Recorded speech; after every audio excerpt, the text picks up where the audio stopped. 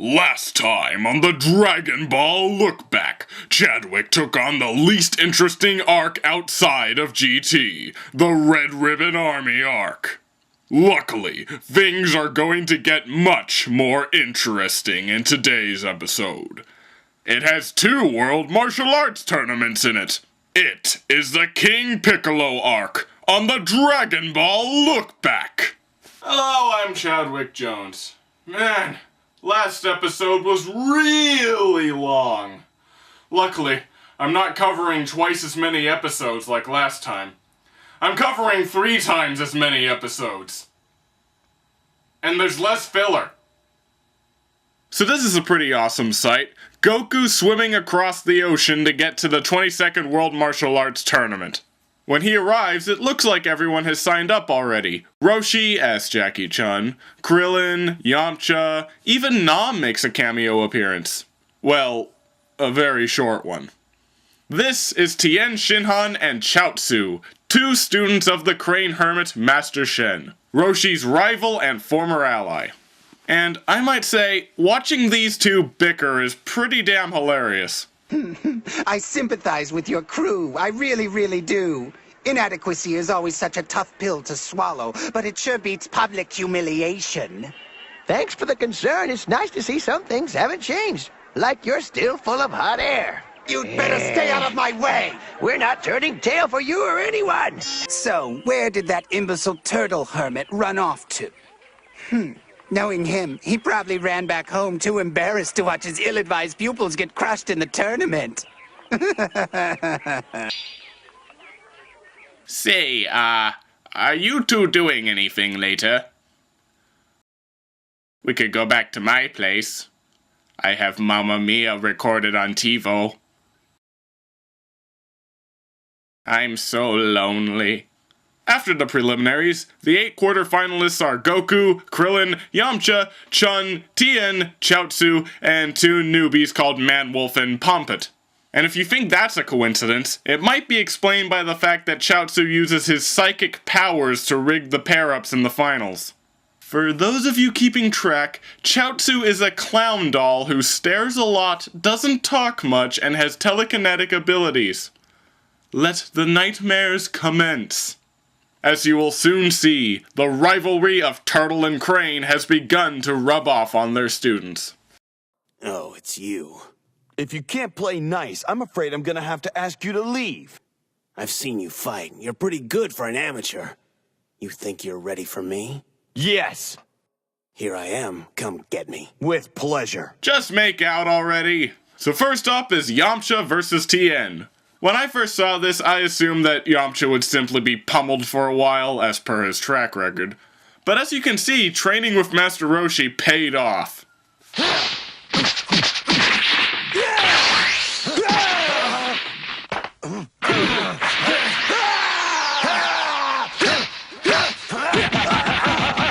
Yep, the Red Ribbon Army arc is definitely over. The reason the RRA sagas didn't turn out as interesting as their counterparts in the Goku and King Piccolo arcs is very simple. For a show built up almost entirely on fighting, fight scenes were very predictable. The General Blue fight is a prime example of this, and fights just like it make up about 90% of the total. A new enemy appears who seems like they might be a challenge. Our hero is at a clear advantage the entire time, until the enemy brings out a new weapon or strategy that turns the tides and makes the fight one-sided on the other side. Our hero then finds a way around that and makes the battle once again weighted in their favor. Then there is the reverse of this equation. An enemy appears who is seemingly too strong for our hero until he learns a certain weakness to exploit. Rinse, wash, repeat. There were exceptions in between, but for the most part, these felt like one-sided beatdowns instead of dynamic fights. The Yamcha and Tien fight is a prime example of a balanced and interesting skirmish, where you actually feel like the victor worked hard to do this, rather than obliterating the opponent with no effort at all. Just to be clear, there is nothing wrong with having one-sided fights every now and then to shake things up or to prove a point, but when you have an entire arc filled to the brim with them, it becomes tiring. Wow, I just talked for a while. Boy, I hope something interesting will happen to break up the monotony.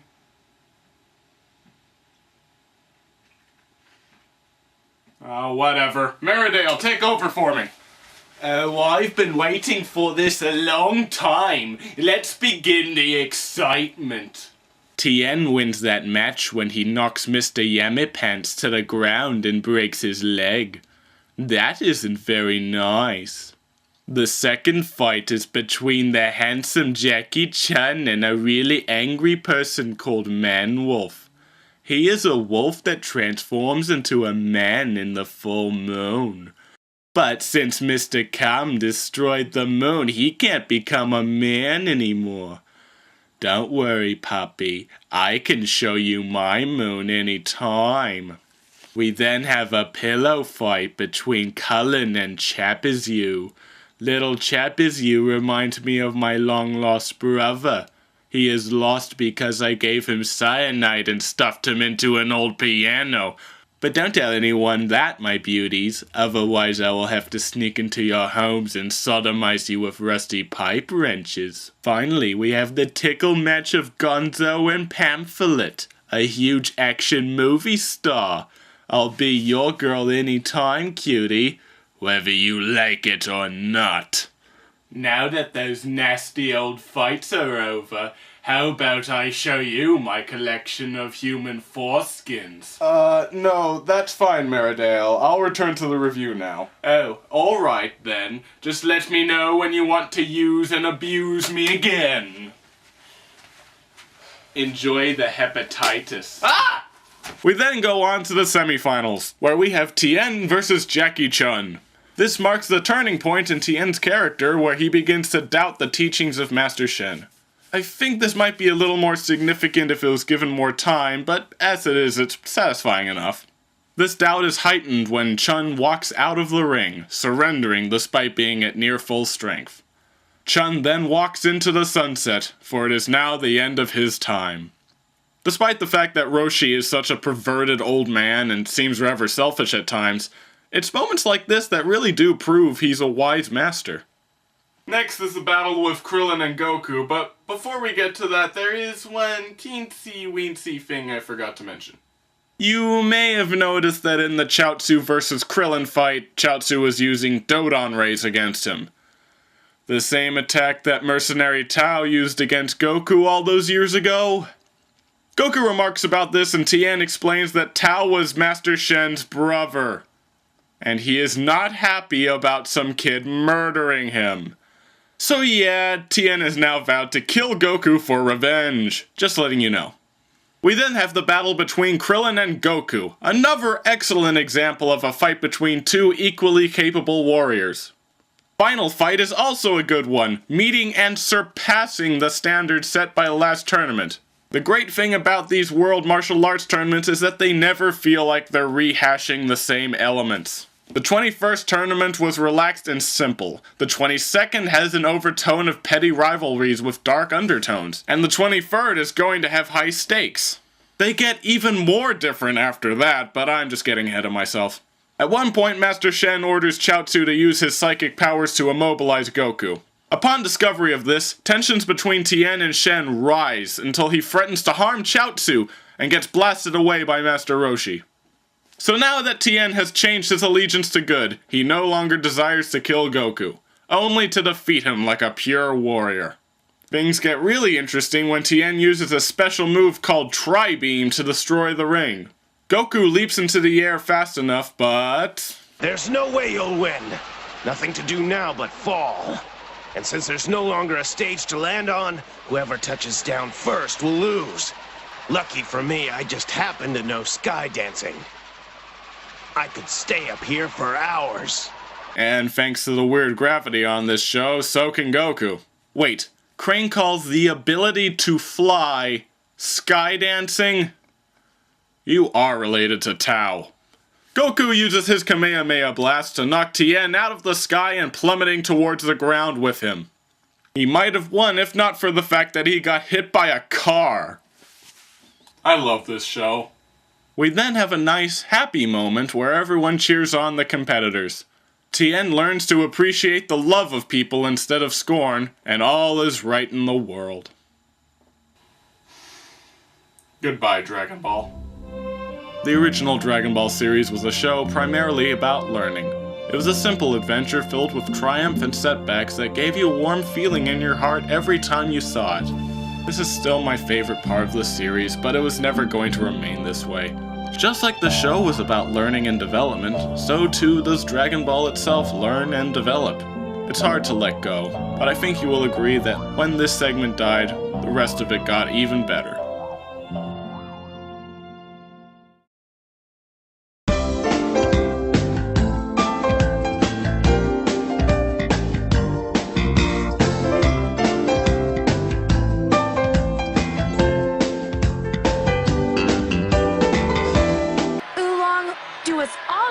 And take another look for Roshi. Don't worry, I'm handling it. In fact, I just spoke with the sponsor. Attention, a family's asking for help in locating their senile, old-as dirt grandfather. Have their words, folks, not mine. Anyway, his family says he closely resembles an ugly turtle. So, if you have any information on his whereabouts, please contact an official.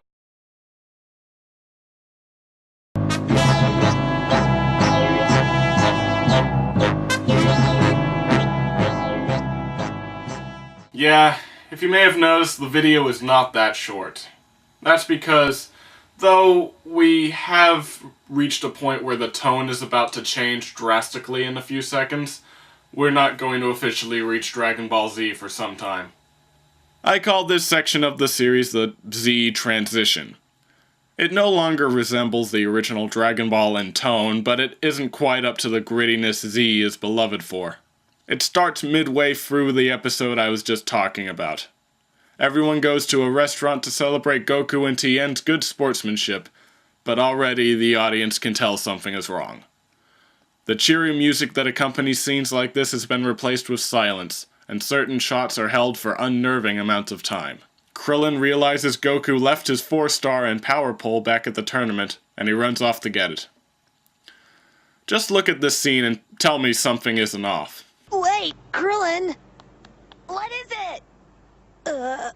After a while, everyone notices that Krillin is taking a long time getting back. Goku gets a bad feeling and rushes to investigate, but he is too late. Krillin has been murdered.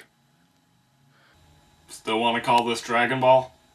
But enough of my petty sentimentality. Time for plot! The thing that killed Krillin was a monster called Tambourine, who promptly stole the 4-star, along with a list of known martial arts competitors, before rendezvousing with his master. How did all this come about? Well, Emperor Pilaf, as you could see, was sick and tired of always losing to Goku and other people in his quest for world domination. Pilaf decided to solve this problem by releasing the fucking devil! Oh. And yes, I know he isn't really the devil, but these characters don't know that. To them, he is the personification of evil, he seeks to corrupt and demoralize society, and his symbol is the word devil in a circle. This is King Piccolo. He ultimately seeks to take over the world. Of course! But there's a little more to it than that. You see, hundreds of years ago, he terrorized the world with his army of monsters. Only a lone group of fighters, containing both Master Roshi and Master Shen, were strong enough to take them down. But they were no match for King Piccolo himself. Even Master Mutaito, the pair's mentor, was powerless to stop his rampage. This forced him to use a new technique called the Evil Containment Wave to capture Piccolo's essence and place it inside a jar, killing the user in the process. So now, robbed of his youth, Piccolo has vowed revenge against all martial artists, and seeks to collect the Dragon Balls and grant himself eternal youth. The particular monster that killed Krillin is called Tambourine, who quickly defeats Goku due to him still recovering from the tournament. In order to find the Dragon Balls faster, Piccolo spawns a new creature called Symbol, despite his advisor Piano's protests that, Okay, I confess, everyone in the show is named after things. Remember how all the RRA officers were named after colors? Well, they aren't the only ones who share a similar quirk.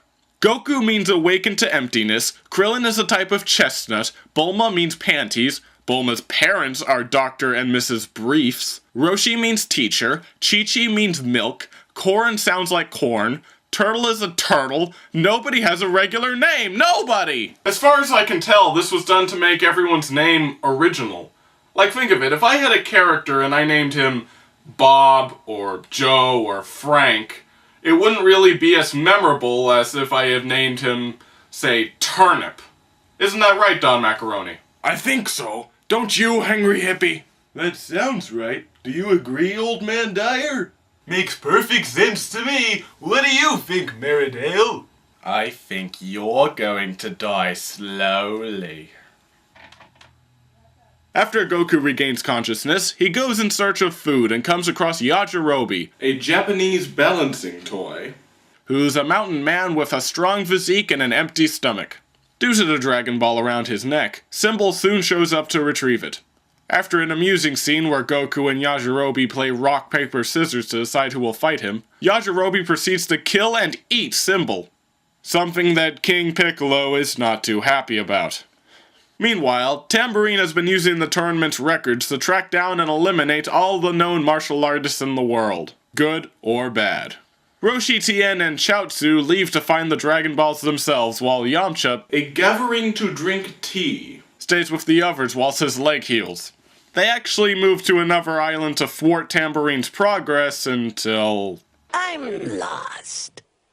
I'm seeking an island nearby, identified as NB182500012. What a coincidence! That's where we lived before we moved here. Just before he knocks Yamcha's head off, Tambourine is called back to a vengeful Piccolo, who orders him to track down the one who killed Symbol and take care of him. He dies too! This is due to Goku's Zenkai ability. What's that? Fuck you! Roshi and the others find the last of the Dragon Balls, and Piccolo decides to take care of Goku himself. He puts up a good fight, but the king manages to beat him up so badly that his heart momentarily stops, leaving Piccolo to assume he's dead and allowing Yajirobe to carry him to safety.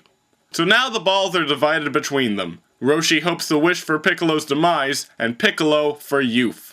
The team lies in wait, hoping to ambush the king when he comes looking for the other balls. Master Roshi orders Tien, Shinhan, and Chaozu a rice dish and dumplings, respectively, to stay back while he takes him on alone. Tien tries to resist, but Roshi uses a temporary paralysis spray on him and goes to meet the monster. In a surprise twist nobody saw coming, Roshi uses the evil containment wave. In a twist nobody sarcastically saw coming, Roshi misses and dies from the strain. Piccolo summons Shenron, so Tien asks Chaozu to make a wish before he gets the chance, and he also dies. King Piccolo makes his wish and immediately returns to the prime of his youth, magnifying his skills in the process.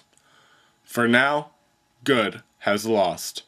Your wish has been granted. I take my leave. There's one more thing you can do for me.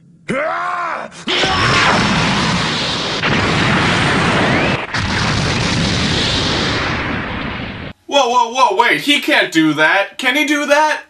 Bearing the promise of food, Yajirobe helps Goku climb Korin's tower to seek medical treatment.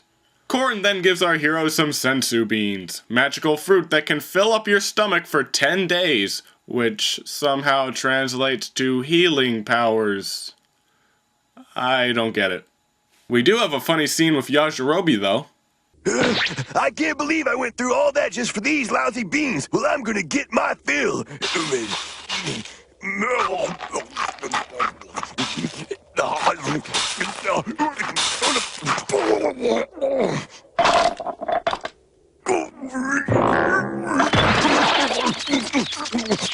Meanwhile, hoping to cash in on Piccolo's newfound strength, Emperor Pilaf Fried Rice asks him for a piece of the world to conquer as his own. Piccolo responds by kicking him and his minions out of the ship. This is why you don't make a deal with the devil! Once Goku has recovered, Korin tells him of a magical non-tap water called the Ultra Divine Water that will help boost his strength and give him a fighting chance against the king. He goes on a quest to find it and nothing too interesting happens here, except for maybe this. Master Roshi? Yes, in the flesh, Goku. Since you insist on seeking the water, then I will have to kill you. Now that you're sufficiently creeped out, Goku gets the water and starts to prepare for battle. At this point, Piccolo has already put into motion his brilliant plan to take over the world. It involves walking over to the palace of King Furry, the ruler of Earth, and overthrowing it single-handedly. After watching Goku do stuff like that for an entire arc, I admit it's kind of fun seeing a villain do that for once. You know, it's only fair I give it the same treatment.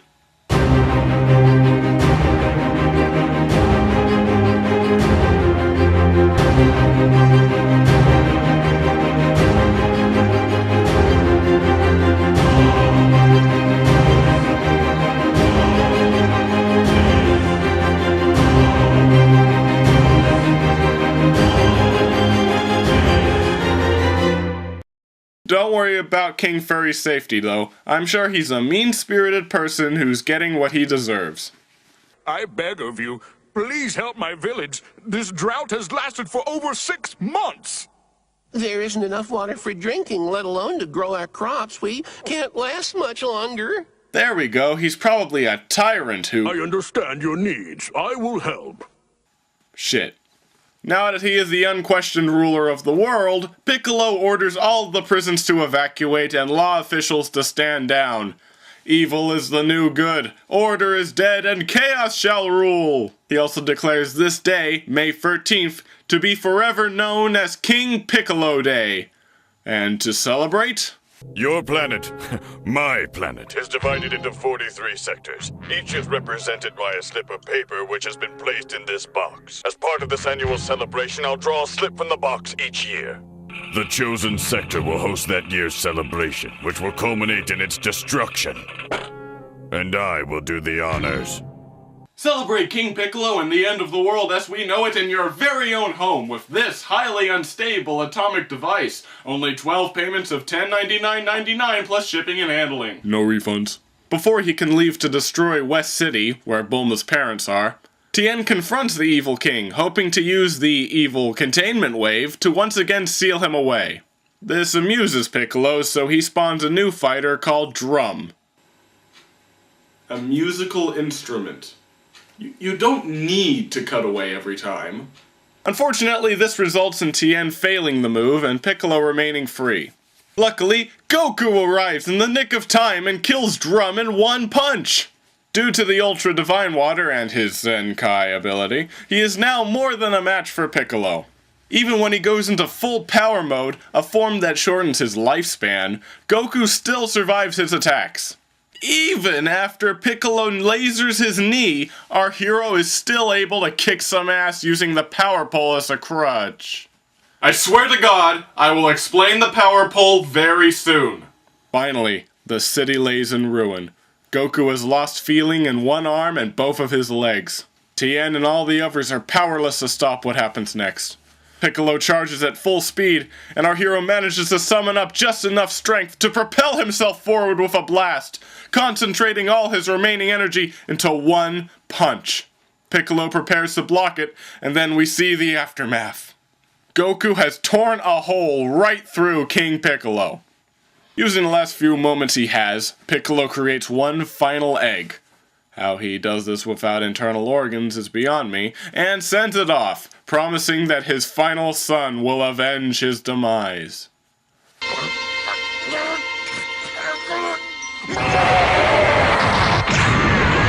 And this is why I don't mind that the tone shifted this way. Sure, something is lost when you drop the slapstick and innocence of the original series, but something is also gained. The events of the King Piccolo saga and everything that happens afterwards is bigger, more dangerous, and the rewards for them are proportionately greater. There will always be a special place in my heart for the original Dragon Ball, but even I must admit that Dragon Ball Z is where the true adventure begins. But let's not forget, there is one final saga in what is technically considered to be the original Dragon Ball series. It is known simply as the Piccolo Jr. saga. This one, surprisingly enough, is about Piccolo Jr. And oh, he looks so cute! My parents, just one. Piccolo. And he was kind enough to give me everything he had. And he sounds like Gollum. I just want to eat you up. I am not cute, puny humans. I will destroy you once I'm a grown-up. You'll see. Fear me. Yajirobe takes Goku back to the tower to get fixed up, and now I will explain the power pole. It is a magical, unbreakable weapon carried by Goku that expands and contracts at its owner's command. Wow, I just did that in one sentence. Well, it also serves as a link between Korin's tower and Kami's lookout. Oh yeah, Kami. First of all, you. Me? Yeah, you, annoying twat, or whoever you are. What does the name Kami mean? Ah, yes, this one is an interesting one. You see, it mostly means a deity of some sort. God, for simplicity's sake. But it is also a homonym for paper, bite, hair, and above. Cool, whatever. What does the name of his racist assistant mean? Mr. Popo? Ah, well, believe it or not, this is actually a completely original name. Akira Toriyama just felt it sounded comfortable. Awesome. Korin says that Kami is the true guardian of the Earth, who lives several miles above the tower. He is the true creator of the Dragon Balls, and, thus, the only person who can bring back Shenron to wish everyone back to life. If Goku just places his pole into the slot and commands it to grow, it will take him all the way to the lookout. Wait a minute! You're going to meet Kami dressed like that? Your clothes are all torn up. You should show him some respect. Nah, don't worry. Your new clothes would get worn out too. Are you trying to say I'll have to fight Kami when I get up there? Oh no, of course not. Kami's very gentle. Moving on! We cut back to Kami House where, oh hey, Goku's here. Mr. Goku, everyone's dying to know about the battle you had with Piccolo. Care to comment? Well, before I do... What is it? How about a kiss? Back to the real Goku, we find him soaring through the air, getting constantly struck by lightning as he tries his best to hold on. Finally, he rises above the clouds and arrives at Kami's lookout. So let's look back at the lookout! Sorry. When he climbs to the top, we see a strange man watering flowers. This is Mr. Popo, Kami's assistant and constant victim of scrutiny for his design. But honestly, does this character seem racist to you? Sure, he's completely pitch black, he has puffy red lips, some of his teeth are missing, he works indefinitely for a master who doesn't pay him, and his original voice made him sound like a hillbilly, but what about those things could possibly be interpreted as racist? Popo tells him that only those deemed worthy are allowed an audience with the Guardian, so Goku must fight and defeat him in order to pass. A task that Goku fails at immediately. Wait, did I say that right?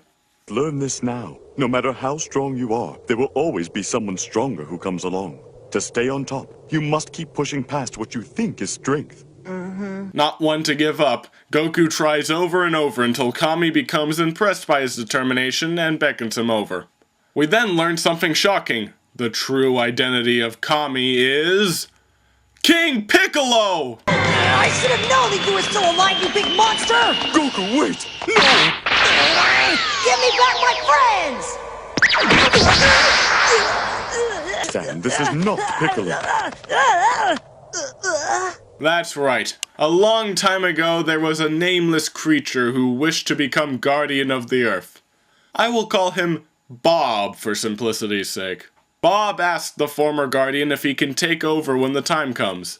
However, the old guardian saw that deep in his noble intentions there was a small part of Bob that wanted the position for its power, and Earth's guardian must be pure. Bob meditated for several years until he was finally able to expel the evil from his body. This evil was called Piccolo, and it caused the Earth great suffering. The good that remained was Kami, and though he did eventually become the Guardian, he did not have the power to destroy Piccolo himself. For if one of them dies, both of them do. This still doesn't explain why he didn't go down and put him in a headlock or something. If Goku beat Piccolo, and Mr. Popo can beat Goku with ease, and Kami can do the same to Mr. Popo, then Piccolo must have been easier than toast for Kami. But this just adds to the increasingly growing list of why Kami is useless that I will elaborate on as we progress. Anyway, Kami agrees to resurrect Shenron and bring everyone murdered by Piccolo and his men back to life under one condition. Goku must stay in the lookout and train with him until the next World Martial Arts Tournament 3 years away. That little green ball of cuteness will be there too, so our hero is going to have to train hard. It will take time to defeat Junior. Time, effort, and most importantly, a montage.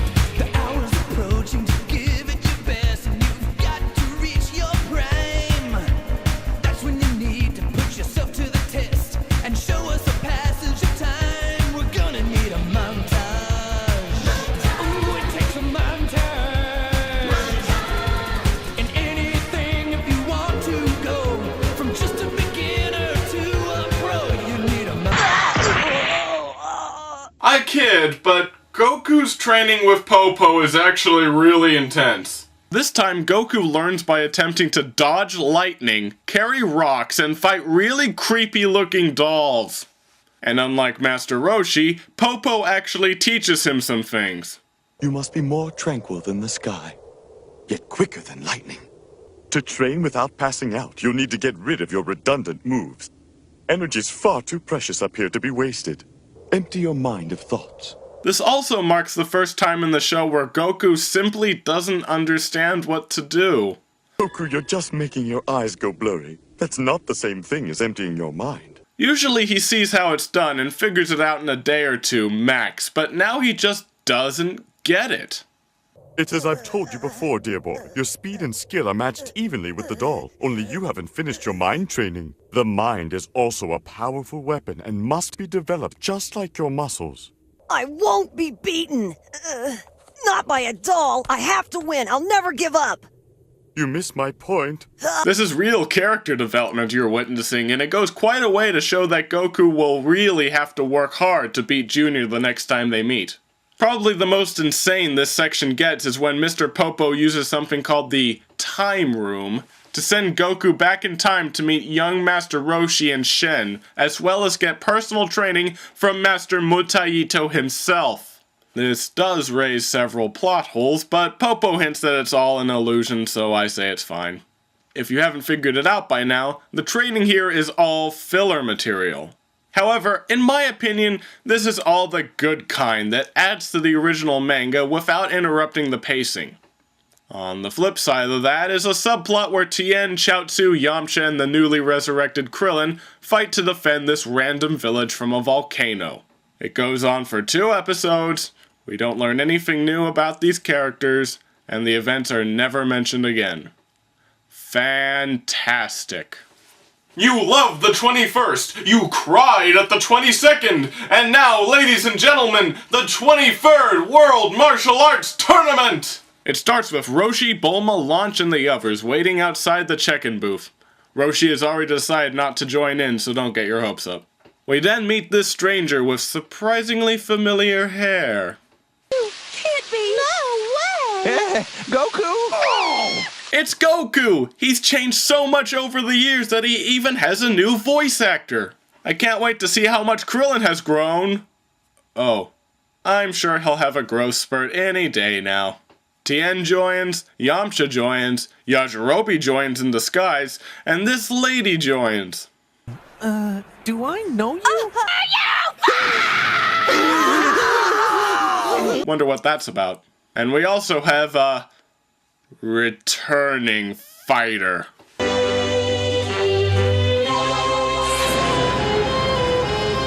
Oh, fuck you, Mercenary Tao! You should have died!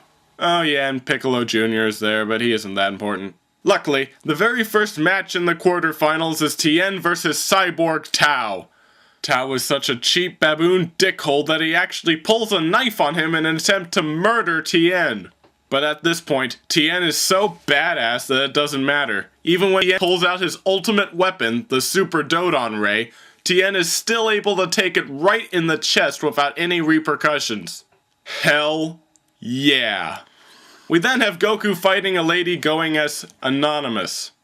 So long as I live, I'll never forgive you for this. Hey, I wonder if that is... You promised to marry me! It's Chi-Chi! You gotta admit, it's hard to recognize her when she isn't dressed like a half-naked Xena. Wait a minute. You're Chi-Chi? Ah, I remember! I did say it! It was back when we were children that I told you I wanted a bride. But I don't think you understand. I thought bride meant something to eat. Something to eat? Then the promise you made was a mistake? Sometimes my brain doesn't know what my mouth is saying. Good thing my heart does. Will you marry me? Yes. Third of all, we have Krillin versus Junior. Surprisingly, Krillin actually puts up a good fight and even gets in a hit or two. Sadly, he is still out of his league and he eventually surrenders. Finally, there is Yamcha versus a guy called Hero. Don't be fooled though, this guy did manage to defeat Yajirobe in the preliminaries, and as he pointed out, nobody is that lucky. I don't want to hurt the old fella. I'll just kick him out of the ring.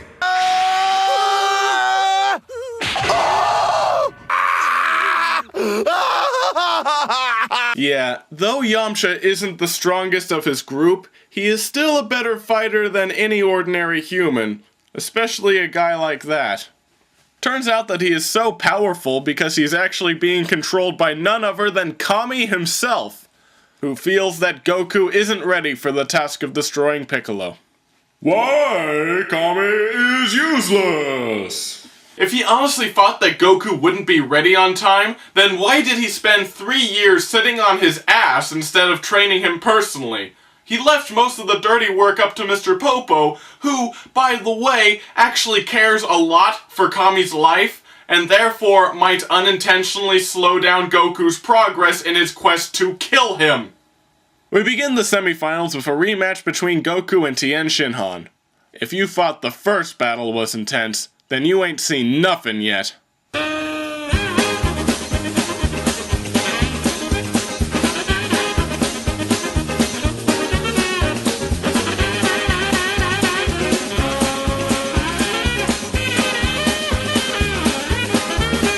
However, Goku's training by a racist genie was much more intense than whatever Tien did, so our hero prevails.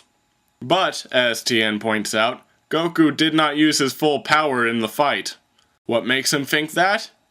He never used the Kamehameha wave even once. Next is Piccolo versus, well, Kami. It starts off intense, but once Piccolo figures it all out, the fight becomes more one-sided.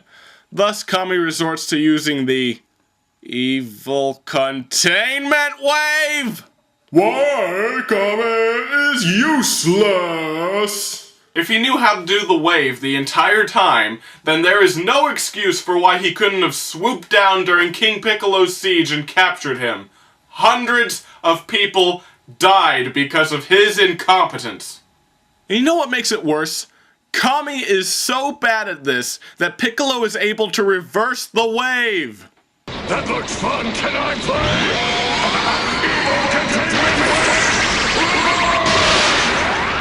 He is nice enough to release Hero from this control beforehand, but this is still really pathetic. Piccolo then swallows the bottle so nobody can release him. So now it is up to Goku and Goku alone. The final match is not just going to determine the master of martial arts, but the fate of our world as we know it. The fight is as epic as you might think. Junior even reveals an ability to grow back broken limbs at will. But things really get interesting when Junior reveals to the audience that he is King Piccolo, reincarnated! How did nobody recognize him? Everyone leaves except Goku's friends and the announcer. Eventually, Piccolo releases an attack so devastating that it obliterates the surrounding area, leaving only a small mound that is still technically the ring. There is so much going on in this fight, so I want to give you a musical montage of it. I think all you Dragon Ball fans out there will agree with my choice of music. Dragon Ball Z. Dragon Ball Z. Dragon, come.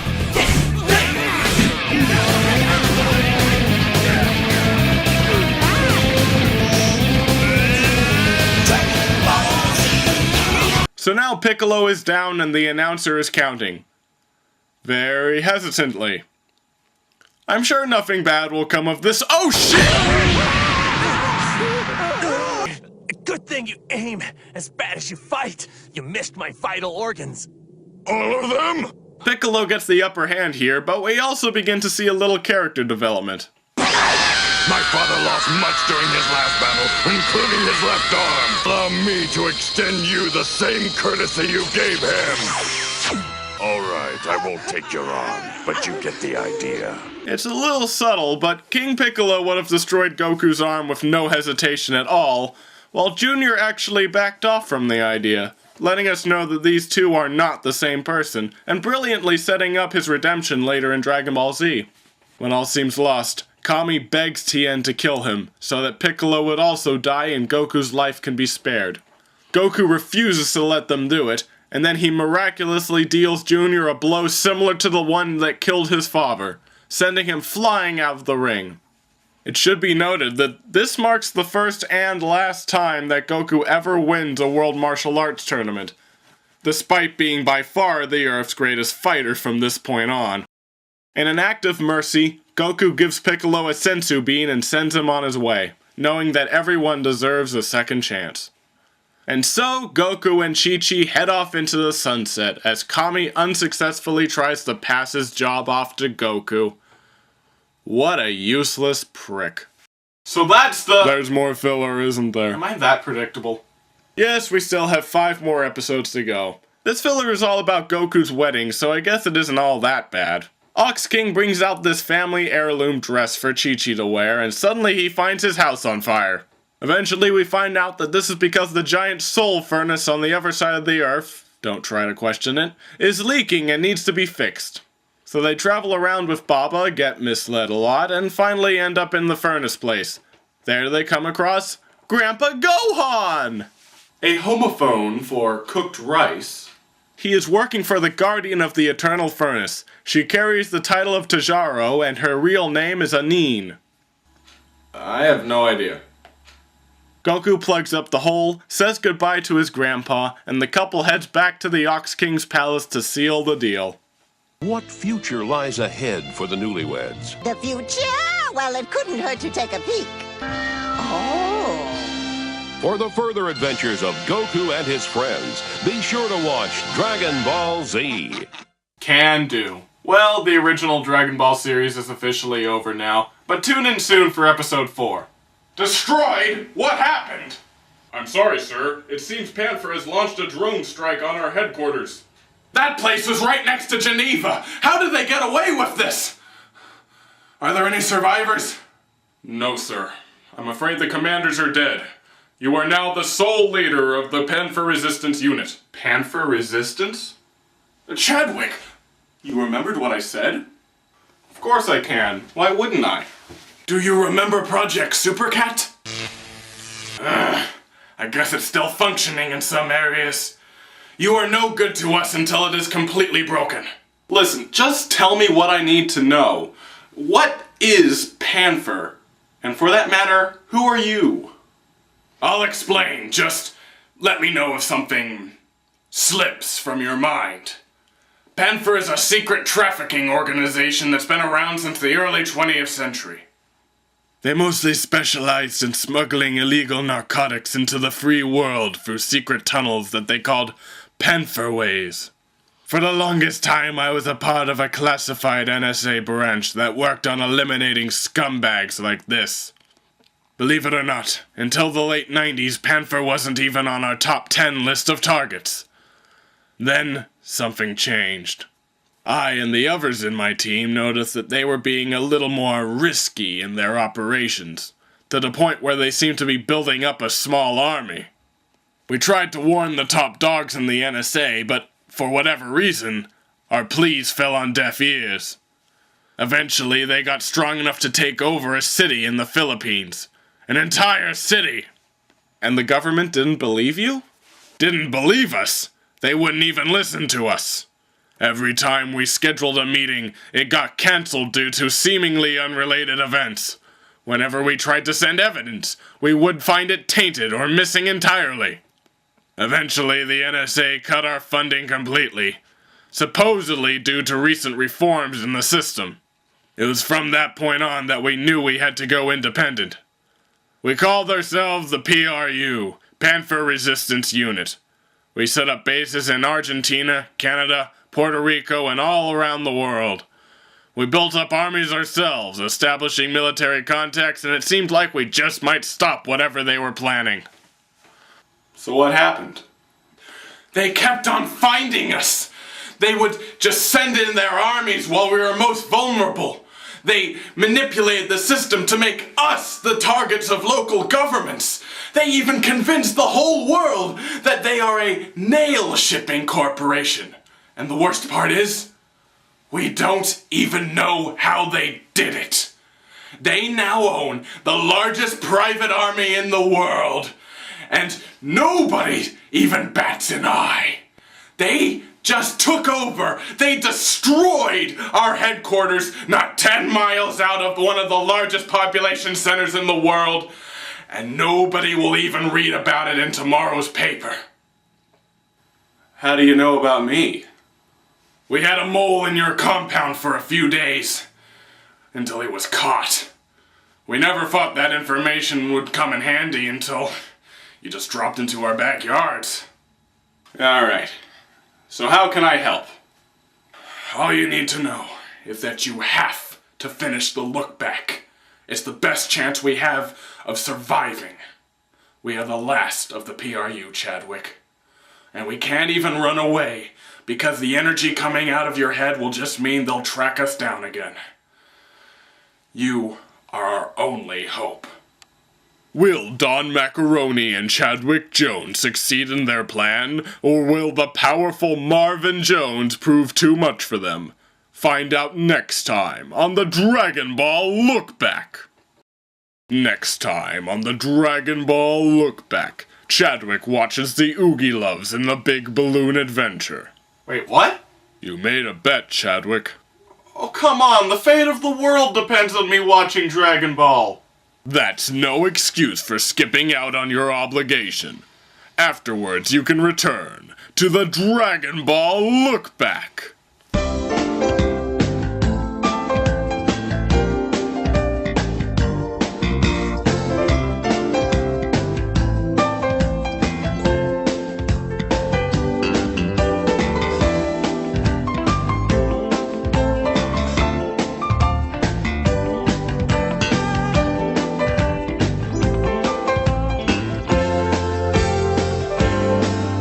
From here on, I think we should choose our allies with more scrutiny, sire. Be quiet!